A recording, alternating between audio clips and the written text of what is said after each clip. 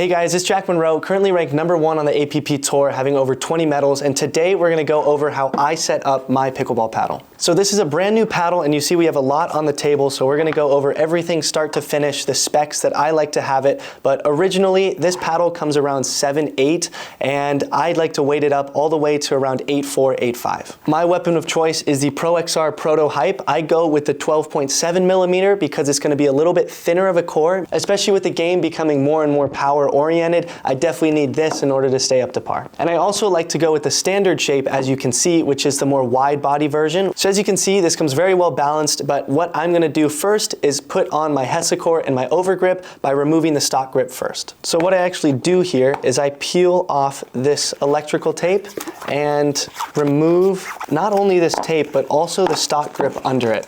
And I know it's gonna look weird because you're going back to the bare bones of this, but this is what you need to do in order to put on the Hesacore. But step one is the Hesacore. And so what is a Hesacore? Basically, it's a super ergonomic grip that I install on all of my paddles by removing the stock grip first, and it allows me to feel the grips in my hand a lot better. So while there is a pretty complex way of putting this on, I just like to brute force it. All you have to really do in order to check is make sure that the bottom goes with the bottom. Spread it like this and put it over. Now, this does take a little bit more time than if you actually use, it comes with 4 little things to put on top of it, but I just prefer to do this. I do this at night. And so personally, I've been using Hesacore for 2 years now, and I've loved it. I was skeptical for about the first month because I was like, why do you even need to put this on your paddle? And then eventually I figured out that it's super useful to actually feel what grip you're in. These ridges allow for me to feel my paddle without even looking at it. And so here we're getting to the tail end of this. This took about a minute to put over. There is a process, but to be honest, I just find that brute forcing it is just a lot easier. And so now from here, we have our rubber Hesacore installed. There are 3 different types of Hesacores. They have a gel one, a carbon fiber one, but this pink one is perfectly in the middle. So I like it because it doesn't provide too much weight, too much softness, or too much rigidity. It's perfectly balanced in the middle. And so now that you can see with these Hesacores, you can actually see the ridges in them. So when I'm holding my paddle, when I'm in continental, you can see that my fingers perfectly fit inside each one of these. My thumb can fit here, or if I'm in more Eastern, then I can put my thumb on the side of the paddle like this. It really helps align my grip. When I'm in semi-Western to serve, I can put my thumb more here, and so it really helps me find my grips. So now that step 1, the stock overgrip is removed and the Hesacore is installed, now I'm gonna install my overgrip. Now I've tried many grips playing pro for 3 years, but this is my favorite grip, the Bodhi pickleball grip. Now I'm a fan of softer, more tacky grips compared to the rougher, more like Turna style grips. So this grip I've been using for 2 years now and I've just fallen in love with it. I also like the pink because it represents breast cancer and someone near to me has breast cancer. So this is my way of showing them that I support. Now installing overgrips, there's different ways to do it, but one of the biggest hacks that somebody told me was to make sure to put your sticky part that goes on the top, make sure to unravel it and stick it somewhere first so then you don't have to deal with it once you actually grip. And so this is what one overgrip looks like. What I like to do is I just throw it and then that completely gets it all unraveled like this. You have to take off both sides because it is a super high quality grip, so both sides come covered. So that's one side, and then this second side right here. You can see it comes off. It's actually a little, like, it's super satisfying to take off these grips and put them on. And so you'll see this is what the grip looks like. And if you guys can focus here, you can see how soft it is. It's also stretchy, which I like because then when you get to the top, you can rip it off super easy. It's not like it's very, very, very hard. And so one thing to note is because I mostly play lefty, I grip my paddle lefty. There are 2 different ways to grip a paddle. The first one being righty, and then the second one being lefty. And that just depends on your starting point. And so when you're righty and you wrap it righty, your fingers will actually go in line with the grip. And so you're about to see the same when I grip lefty. So instead of gripping left to right, I actually grip right to left. And so you can see I put this as my starting point, and I'm actually gripping right to left. I make sure to cover the bottom, and now I turn down like this. And so you do want a little bit of overlap. How much overlap depends on how thick you actually want the handle to be. The more you overlap, the thicker the handle is going to be. The thinner the handle is going to be, the less you overlap. So personally, I like having a little bit thinner of a handle. So when I'm wrapping this, I barely like to touch the bottom each time I do it. And I am a little OCD, so that's why I take my time with this.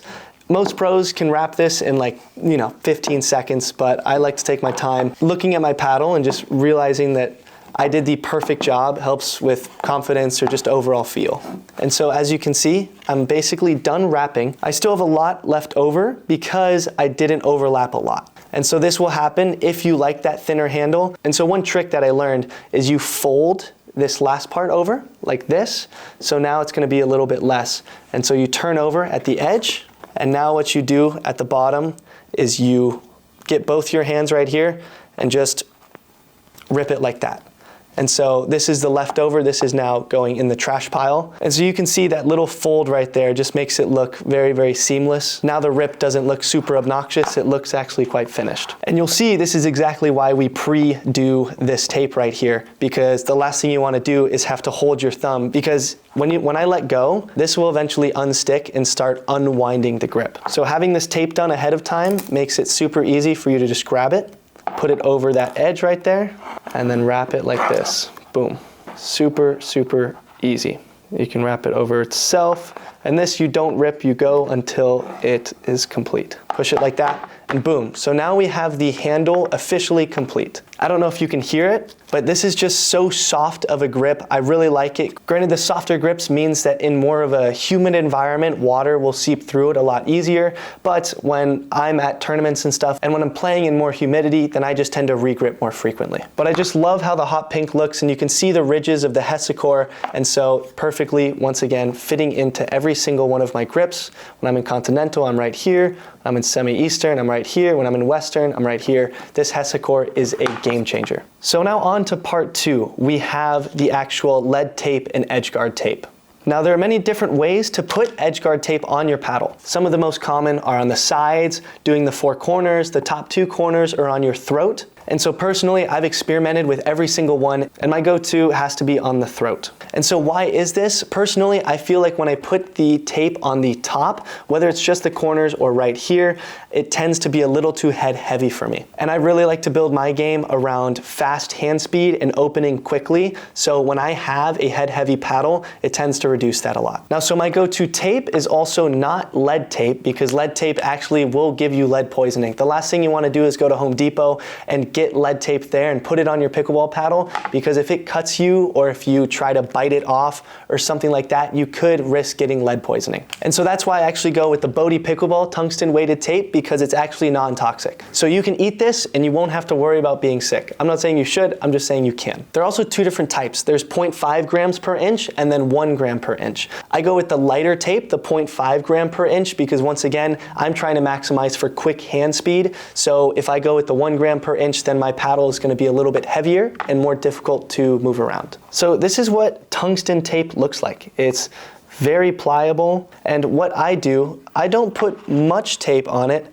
I go from the bottom of the throat, basically the top of the handle, the bottom of the throat, all the way to the top of this XR logo. As you can see right here, I go all the way to there. So I make sure it's lined up at the bottom, and then I put my finger where the top of the XR paddle is, and that right there is going to be my marker on where I should cut it. So make sure that you have scissors on hand. What you can do actually is bite it, and that will cut it off, but I really like to do it perfect as possible. So I cut it like that. Boom. And so now we have one side. This is going to look like this once we stick it on. But since we don't want to risk having uneven sides, what I do is I actually just make sure, I basically build a complete copy of it. I line them out right here. Then I see where it goes to the end of, mark it with my thumb, and then cut it again. And so now this installation is super easy. All you have to do is peel the 3M tape off. That goes into the trash pile. And so now it has this sticky part right here. And what we're going to do is put it right in the middle, stick it to the throat, and then pull it down all the way until it is fully laid out, like this. So you can see the black kind of makes it blend in a little bit. What does this tape actually do? What it does is it provides me with a lot more stability and control because it increases my sweet spot. Simply put, the more lead tape that you have, the bigger your sweet spot is going to be. So when I put it on the throat, this also pulls my sweet spot more high, a little bit lower. And this is something that I found really helps my game. I prefer having a lower and wider sweet spot, especially since I'm using the wider paddle to begin with. It's just my personal preference, but you'll see a lot of pros such as Ben Johns, they also love doing lead tape on the throat, and that's probably one of the most common spots that you'll see. So I'm gonna finish up the other side right here, try to make it look as even as possible. Notice I'm trying to make sure the spacing aligns. I push it down, and now all I have to do is pull it down once again, push on it a few times, make sure that it's in place, and boom, now we have our lead tape setup.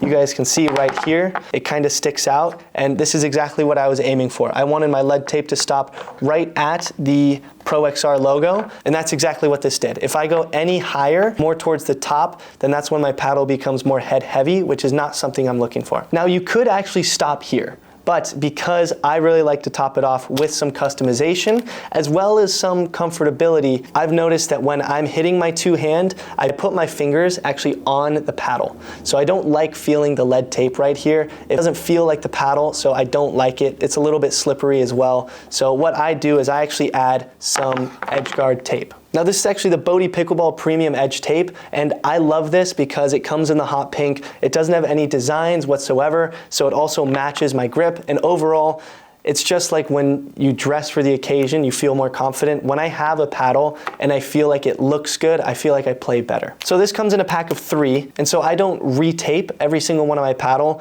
Just every time that I get a new paddle, I put a new edge guard tape on. So you can see it looks like this, and what I'm going to do now is peel it off. And this process can be a little bit annoying because I want it to look as perfect as possible, and there are times where you will have to redo it. But what you do is you start as close to the top as possible without going over your overgrip up here. And so make sure that you press down. And you're trying to get it perfectly even. And once you have it stuck up here, make sure that you mark it with your other thumb to help give it a starting point.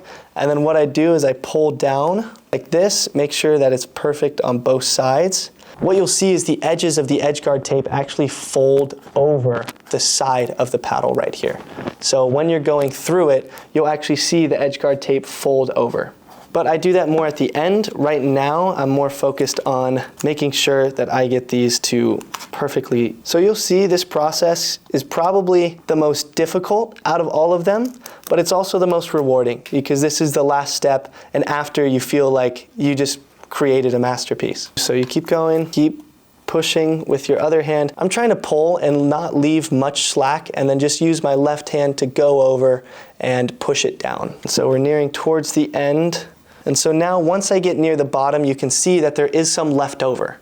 So it's actually very nice of Bodhi to give you some extra. Now what you can do is rip it off or bite it off. But once again, if you have scissors nearby, then just look to cut it with some scissors. So there, now that you have that leftover piece cut, you can go ahead and finish this up. Push down with your other hand, and then boom, right here.